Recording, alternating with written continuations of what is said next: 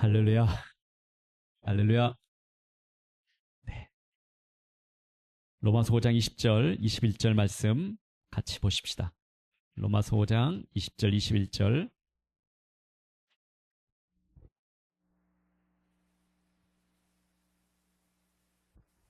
5장 20절, 21절.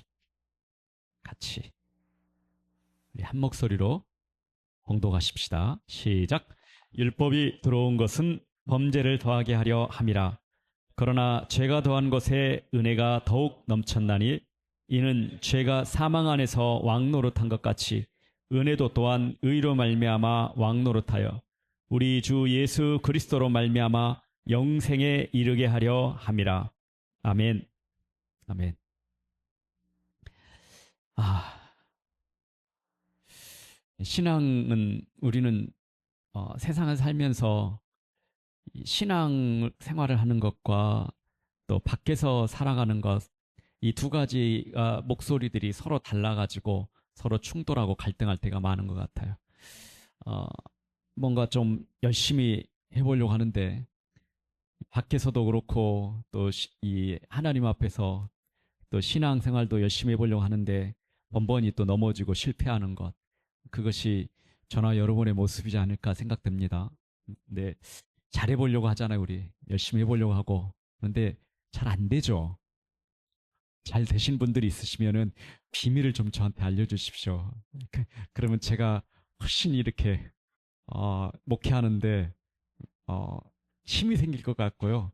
그 비밀스러운 이야기를 가지고 나누면은 온 공동체가 또 은혜가 되지 않을까 생각합니다. 혹시 그런 비밀이 있으시면 꼭 말씀해 주십시오. 저한테 와서 잘 되시고 여러분들이 결정하고 의지를 다하면은 된다, 이런 경험들 있다면은 좀 나누어 주십시오. 근데 보통은 열심히 해보려고 하는데 잘 해보려고 하는데 또 달라지려고도 노력했는데 잘 안 돼요.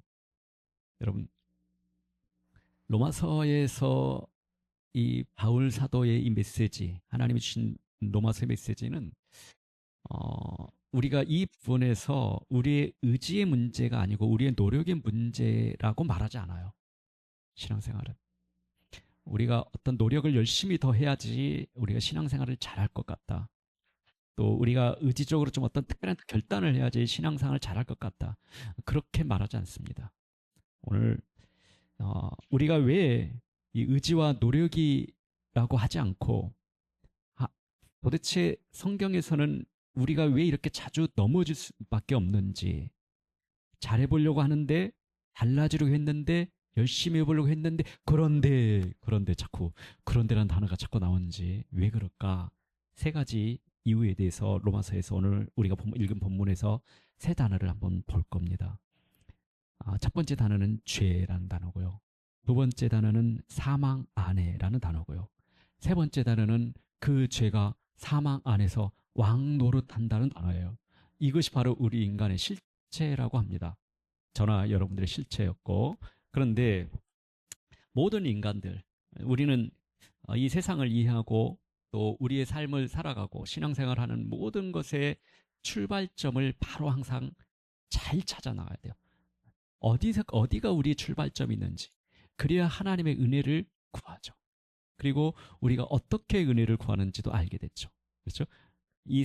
첫 번째가 아까 죄라 그랬죠. 오늘 성경에 율법이 들어온 것은 범죄를 더하게, 범죄란 단어 나오고요. 21절에 보니까 이는 죄가 사망 안에서 왕노릇한 것 같이, 이 죄라는 이야기 참 많이 나와요. 여러분, 이 죄라는 것은 성경에서 이 죄인데 우리를 범죄했다고 그래요. 범죄했다는 말은요.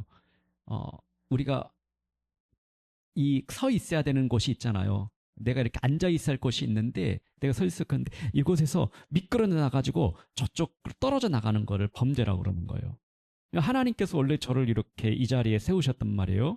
여러분들 계획이, 또 하나님의 계획이 그 자리에 지금 앉게 하신 게 계획이라고 생각해 보십시오. 그런데 잘못하다가 여러분들이 의자에서 떨어져 나가는 거예요. 그걸 범죄라고 그럽니다. 그러니까 하나님이 원래 만드신 그 자리로 그대로 서 있지 않고, 그대로 있지 않고 거기서 미끄러져 떨어져 나간 상태를 범죄한 상태다. 그런데 미끄러져 떨어져 나가는 것이 누가 일부러 넘어졌겠습니까? 그렇죠? 일부러 넘어지진 않았을 거예요. 그런데 사람이 태어나면서부터 저나 여러분들은 모두 다 미끄러져 떨어져 나가는 그 자리에서 태어나기 시작하고 그 자리에서 우리 인생이 시작됐다는 거예요. 누구든 그래요. 성격이 좋은 사람이든 좀 괴팍한 사람이든 다 하나님이 만드신 그 자리에서 미끄러 떨어져 나가는 범죄한 죄 안에서 태어났다. 성경에서는 그렇게 말합니다. 그래서 우리가 그 죄 안에 태어나는 사람들이 의지를 다하고 노력을 해도 그 속에서 미끄러져 떨어져 나가는 그 상태에서 일어날 수 없는 것이 우리 인간의 상태다. 그렇게 말합니다. 두 번째 단어가 사망 안에서요. 사망 안에서. 여러분, 육체의 사망은 심장이 멈추면 죽습니다. 그걸 사망이라 불러요. 그러나 성경에서 말하는 사망 안에서 이 사망은 영적 사망을 말합니다. 영적인 사망은 하나님과 우리 사이에 단절된 상태를 영적 사망이라고 불러요. 하나님을 만나지 못한 사람들은 전부 영적 사망의 상태예요. 사망 안에 있는 거예요. 사망 안에. 심장이 멈춘 육체의 사망이 우리의 가족과 다 떨어져 그러잖아요. 어제도 장례식장 갔다 왔는데요. 아무리 사랑하는 사람도 떨어져 나가고요. 또 흙으로 가야 되고 같이 있을 수 없어요. 사망이란 게 그런 거예요. 근데 하나님과 우리 사이에도 그렇게 같이 있을 수 없는 사망의 상태다 그래요. 영적 사망의 상태다. 모든 인간은 여기서 시작했다고 그럽니다. 왜요? 아까 처음 단어가 어떤 단어였죠? 범죄, 죄, 미끄러져 떨어져 나갔다. 그러면 이 죄라는 게 어디로부터 떨어져 나간 거예요? 하나님부터 떨어져 나간 거예요. 단순하게 우리가 하나님으로부터 떨어져 나갔다는 이 사실을 모르면은요, 범죄를요, 도덕적이고 윤리적인 죄라고만 생각하는 거예요. 그래서 내가 도덕적이고 윤리적인 것들을 조금 더 노력해서 의지적으로 이 도덕적인 행동을 좀 하면은 하나님 앞에 다시 살 수 있지 않을까? 이 영적 사망의 상태에서 벗어날 수 있지 않을까? 교회 안에서도 좀 우리가 윤리적인 말씀 안에서 좀 잘 살아보고 노력해보고 열심히 해보면은 다시 하나님이 나를 받아주시지 않을까? 이런 생각들을 우리가 갖게 된다는 거죠. 그러나 성경에서는 전혀 아니라고 말합니다. 아니다. 우리는 영적인 사망이 이른 이유는 미끄러져 떨어져 나간 범죄 상태에 있다. 그런데 그 범죄 상태는 하나님과 완전히 단절된 상태인데 그 단절된 상태, 떨어져 나간 상태에서 스스로가 일어날 수 없는, 그 자리에서 빠져나올 수 없는 상태, 그것이 죄의 상태다. 그래서 그 사망 안에서 하나님 인생의 모든 문제가 시작된다는 거죠. 우리의 아픔들, 사망 안에서 생기는 아픔들이에요. 하나님과 단절되면서 아픔들이 생기는, 하나님과 단절되면서 생기는 아픔, 그리고 하나님 안에서 채워져 있던 그 풍성함들, 기쁨과 행복들을 다 놓쳐요. 그래서 채워지지 않는 공허함들이 여기서 일어나기 시작합니다. 영적 사망 안에서. 이유를 설명할 수 없는 두려움들도 여기서 시작되는 거고요. 이 종교나 도덕적으로 해결할 수 없는 문제라고 말합니다. 여러분들이 종교 생활하면 이 문제를 해결할 수가 없어요. 우리는 종교 생활이 무엇인지를 계속 리노마스 통해서 지금 배우고 있는 겁니다. 그러면 하나님께서 우리가 열심히 노력하도록 우리 기준이 뭐였냐면 율법이었어요. 그렇죠? 율법이 뭡니까? 하나님의 법이에요. 이렇게 살아라고. 이렇게 이건 하지 말라고. 이렇게 살면 안 돼. 그리고 이렇게 살아야 돼. 하나님의 법이에요. 그래서 율법을 하나님이 주셨어요. 그럼 우리는 그 법을 듣고 이렇게 살면 되는구나. 하나님이 말씀하셨으니까 이렇게 살지 않으면 되는구나. 그래가지고 그 말씀을 가지고 우리가 한번 살려고 노력을 해봅니다. 그런데 그것이 며칠 못 가요. 열심히 노력해서 그것이 안 된다는 거예요. 율법이 없는 사람은 어떻게 살지를 몰라서 넘어지고, 율법을 아는 사람들은 그 율법대로 살아보려고 했는데 열심히 노력했는데도 번번이 런데가 되는 거예요. 넘어지는 거예요. 왜 그럴까요? 하나님이 주신 법인데, 율법인데, 해야만 되는 것들, 하지 않아야 되는 것들 하나님이 명확하게 지시해 주셨는데 왜 안 될까요? 왜? 성경에서 이 율법의 기능을 오늘 본문에 이야기합니다. 율법이 들어온 것은 범죄를 더하게 하려 함이라. 그러나 죄가 더하는 것에 은혜가 더욱 넘쳤나니. 이 율법은요, 하나님이 하지 말아라, 이거 해라, 이렇게 주신 말씀들이 있잖아요. 이거는요, 엑스레이와 같아요. 여러분, 팔이 부러졌어요. 엑스레이를 찍죠. 그럼 엑스레이를 찍으면은 이 가운데 혹시 그런 분 있나 모르겠어요. 엑스레이 찍으러 가면은 팔을 치료하고 있는 중이라고. 그렇게 지금 착각하고 있는 분도 있으신가요?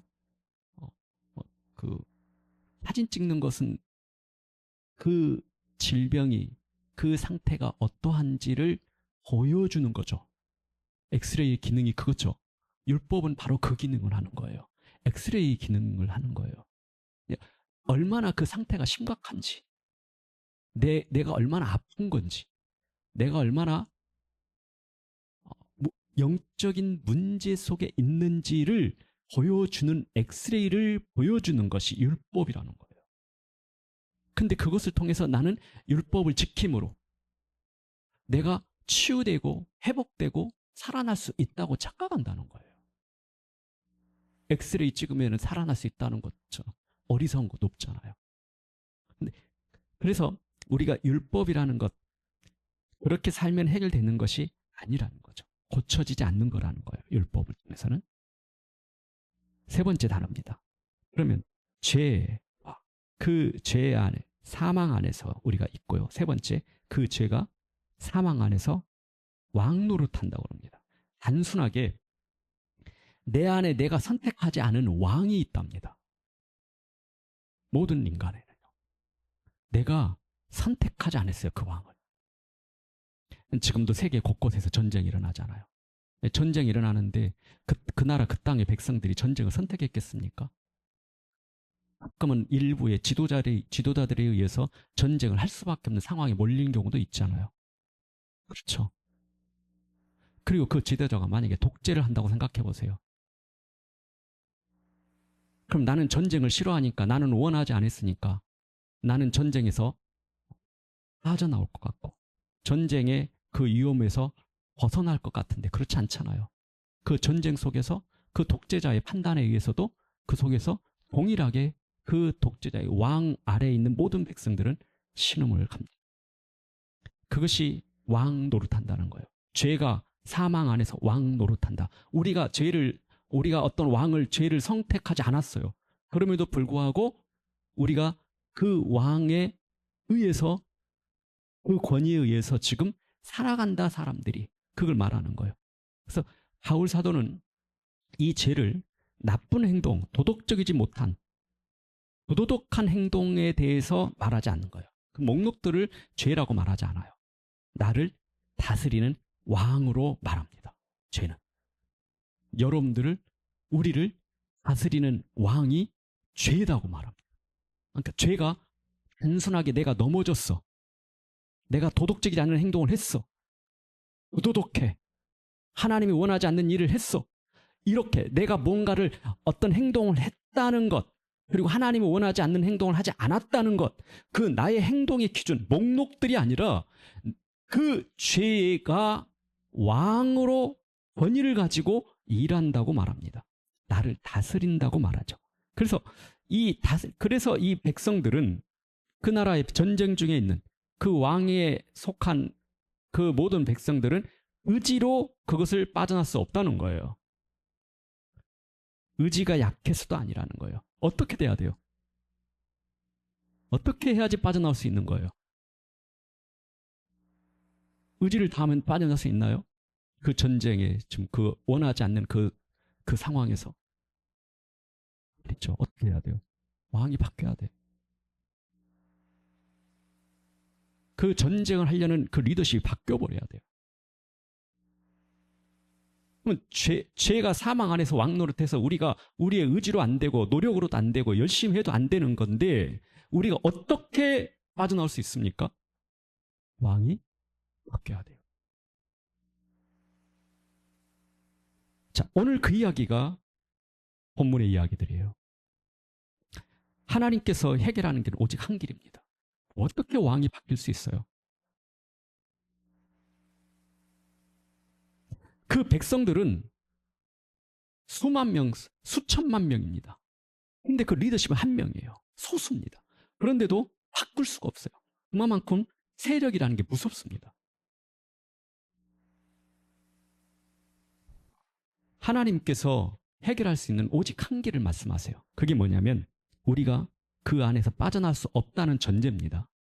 우리가 스스로 그 범죄에서 미끄러진 데에서 스스로 일어나가지고 다시 제자리 찾아올 수 없는 거예요. 하나님께서 말씀드린 유일한 길은 십자가입니다. 그 아들을 보내셔서 십자가를 대신 지시고 그 십자가 위에서 우리의 죄를 지시고 죽으신 거예요. 죄와 함께 완전히 죽어버리신 거예요. 그러면 그 죄가, 왕이었던 그 죄가 만왕의 왕이신 우리 주 예수 그리스도께서 지시고 십자가에서 죽어버리셨어요. 그럼 우리 위에 군림했던 그 왕은 죽어버린 거예요. 그리고 우리를 의로운 존재로 만드시고 진짜 왕이 우리의 왕이 되시는 거예요. 그러니까 왕이 바뀌어버린 거예요. 어떻게 왕이 바뀔 수 있어요? 하나님께서 보내신 예수 그리스도의 십자가 사건을 통해서만 그걸 믿음으로 왕이 바뀔 수 있는 거예요. 그럴 때 비로소 우리는 의지로도 안 되고 노력도 해도 열심히 해도 안 되는 그 일들이 인생이 영적 사망 안에서, 그 사망 안에서 사망의 왕국에서 바뀌어버린다고요. 생명의 왕국으로. 무엇을 해도 안 되고 힘써도 안 되는 것이 무엇을 해도 되게 되어지는 인생으로 바뀌어버린다고요. 그것이 하나님의 복음이라는 겁니다. 십자가 사건이에요. 그래서 십자가와 부활을 통해서 사망 안에서 왕노릇하고 있는 그 왕, 죄가 앉아있는 그 왕자가 무너져 버린 거예요. 죄라는 왕은 해이돼 버린 거예요. 어떻게 해요? 십자가를 통해서. 그것이 바로 십자가 이야기입니다. 근데 우리가 십자가를 빠져버리면은, 십자가를 빠지고 생활하는 모든 신앙생활은 뭐겠습니까? 종교생활이 되는 거예요. 우리가 항상 실패할 때마다 십자가를 통해서 다시 하나님 앞에 나가는 거예요. 그래야지 우리는 길을 알 수 있어요. 십자가를 놓치면 여러분 길을 잃습니다. 십자가를 놓치면은 길을 잃어요. 교회 안에서도 길을 잃어요. 신앙생활 하나님 이름 부르주면서도 길을 잃어요. 구약의 유대인들 보십시오. 바리새인들 보십시오. 하나님을 알고 있는데도 길을 찾지 못하잖아요. 그렇죠? 길을 못 찾아요. 여러분 인생의 길이 오직 예수 그리스도의 십자가뿐이 없습니다. 그 십자가의 이 사건이 무엇인지를 세밀하고 풍성하고 구체적으로 계속 들어야 되고 묵상해야 돼요. 그리고 그 안에서 나를 보고 그 십자가를 통해서 살아계신 하나님을, 그 하나님을 아버지로 만나는 거예요. 자, 그러면서 우리의 문제는 뭐냐면은, 이제 그래요, 목사님 좋습니다. 이런 질문인 거죠. 근데요, 저는 이제 십자가를 통해서 십자가에 매달리신 예수 그리스도를 믿어요. 믿고 이제 오늘 목사님 말씀하신 것처럼 제가 이제 죄가 나를 사망 안에서 내 인생에 왕노릇하고 있는 게 아니라 이제 하나님께서 보내신 예수 그리스도, 그분의 십자가를 통해서 내 왕이 바뀌었다는 걸 이제 나는 믿는데, 왜 나는 이 사실이 내 실제 삶과 맞지 않냐는 거죠. 왜 번번이 넘어지고 노력해도 또 넘어지고 믿지 않는 사람들과 같은 똑같은 모습으로 내가 번번이 넘어지고 있냐는 거예요. 여러분 오늘 제목이 뭐죠? 은혜에 잠기다. 은혜에 잠기다. 은혜에 잠기다는 말은 그 은혜가 너무 커서, 하나님의 그 은혜가 너무 커가지고 그냥 그 은혜가 나를 덮어버리는 거예요. 그냥 찔끔 나에게 묻혀주는 게 아니에요. 그냥 덮어버려요. 그걸 은혜에 잠기다는 표현을 썼습니다. 여러분 이 은혜에 잠기는데 이게 이제 실제가 돼야 되는 거예요. 우리 인생에 실제가 돼야 돼요. 첫 번째는 여러분들이 십자가를 통해서, 예수 그리스도를 통해서 하나님을 아버지로 만나야 되는 것이고, 그 만나는 구원받은 사람들이 이제 신앙이 실제가 돼야 되는 거예요. 우리의 삶에서. 그 실제가 되는 비밀입니다. 여러분, 그 2차 세계대전이 1945년에 끝났잖아요. 그때 이제 한 일본 군인이 그 전쟁이 끝났는데도 필리핀 그 정글에서 계속 총을 놓지 않고 전쟁을 합니다. 그가. 연합군의 그 위에서 비행기를 통해서도 그 정글 곳곳에 그 전단지가 뿌려졌어요. 이제 전쟁 끝났다고. 근데 그 전단지를 보면서도 믿지를 않습니다. 연합군의 그 김한정 전술이라고. 그리고 끝까지 싸웁니다. 그 사람이 1974년까지 무려 29년 동안 계속 전쟁했습니다. 일본 한 군인이. 왜 그랬을까요? 왜 총을 못 놓았을까요? 그리고 여러분들, 이 기만 전설을 생각했던 그 생각 때문에 29년 동안 그 본인의 전쟁은 계속됐습니다. 이미 2차 세계대전이 끝났음에도 불구하고, 그리고 정글에서 계속 싸워합니다. 사실이, 그 전쟁이 멈췄다는 그 사실, 이제 완전히 자신의 모습이 바뀔 수 있다는 것을, 그 실제를 경험하지 못하는 거예요. 어떻게 보면은 이 사람은 전쟁이 끝났다는 이 사실은 바뀌었지만은 그가 매일 경험하는 것은 바뀌지 않는 거예요. 오늘 우리들이 많은 그리스도인들이 이 모습에 있지 않을까 생각해요. 하나님께서 예수 그리스도를 통해서, 십자가를 통해서 너의 왕이 바뀌어서 너의 인생은 전혀 다른 삶을 살 수 있다고, 그리고 다른 인생의 존재 자체가 바뀌었다고 말씀하시는데, 우리는 여전히 그 일본 병사처럼 29년을 한결같이 그 매일매일 익숙한 방식으로 싸워가고 있는 사람일지도 모르겠습니다. 죄 안에서, 죄가 왕노릇하는 사망의 왕국 안에서 살아가는 것. 신앙이 없는 게 아니잖아요.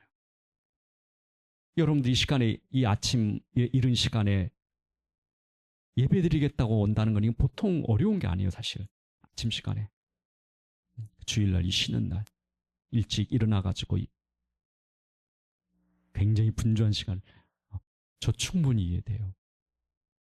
여러분들이 이 시간에 여기까지 와 있다는 것은 여러분 안에 하나님의 사랑이 여러분을 강권하고 계신다는 걸 알아요. 여러분들을 끌어내셨어요. 그리고 예배자로 나왔습니다. 근데 그럼에도 불구하고, 그 사실이 바뀌었음에도 불구하고 그 사실이 실제가 되지 않고 있는 이 부분에 대해서 여러분과 지금 나누고 있는 겁니다. 여러분, 지금부터 여러분들이 복음에 풍성하게 주목하시고 그 오늘 이야기를 한번 기억해 보십시오. 복음의 풍성함을 주목하셔야 돼요. 은혜는요, 여러분들이 생각하는 것보다 훨씬 큽니다. 여러분들이 이 사도 바울이 오늘 이 단어를 썼어요.